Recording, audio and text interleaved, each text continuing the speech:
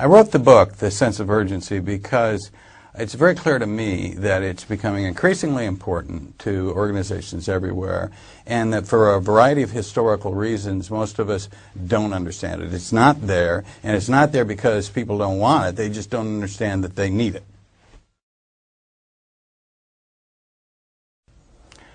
Urgency is fundamentally an attitude, a way of thinking, a way of feeling, and a way of behaving. It's a sense that the world out there has enormous opportunities and hazards. It's this gut-level determination that we've got to deal with that. I've got to do something today, each and every day. Get up with this, I'm going to do something that's important. It's behavior that, by its very definition, if you feel that way, that's very alert, that pays attention to the stuff out there, that moves, that gets away the junk, because you can't do everything. In 100 hours a week, you die. It's this determination not to just have a meeting today, it's to have a meeting that accomplishes something today, to move us forward on important stuff.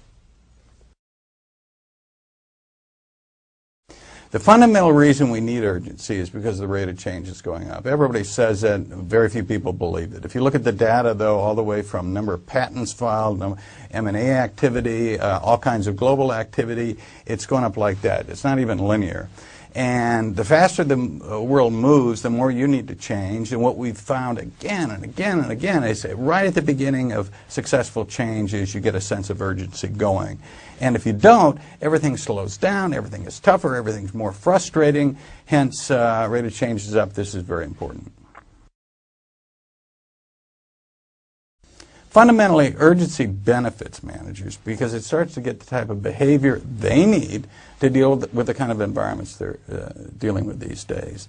It benefits you because you start doing what's right, and with a little bit of luck, people will notice that, and that helps your career. More importantly, it starts creating the kind of environment around you that can deal with all those external opportunities and hazards, and hence gets stuff down faster, smarter, less frustration, fewer resources, on time. I mean, it's a big deal.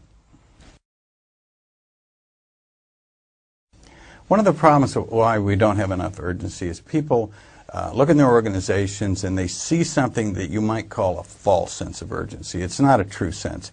It's a lot of activity. It's a lot of energy moving around. And so you say, well, you know, we're not complacent, obviously. But what it is, it's just activity. It's people running from meeting to meeting. It's driven by anxiety and sometimes anger.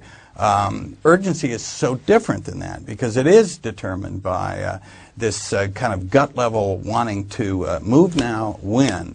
It is based on a realistic sense that there are great opportunities and hazards out there. It is a set of behaviors that isn't just running around, it's running around in smart ways. It's getting rid of junk so you don't go from meeting to meeting to meeting. You get rid of the stupid meetings. It's looking out there so you really do see the important things. And therefore focus on them. False urgency isn't that way at all, and the reason it's so important to make this distinction is so many people, and I'm talking smart, experienced people, look in their organizations and say, no, we don't have an urgency problem. But what they're seeing is this frenetic, often anxiety-driven mess that gets them nowhere.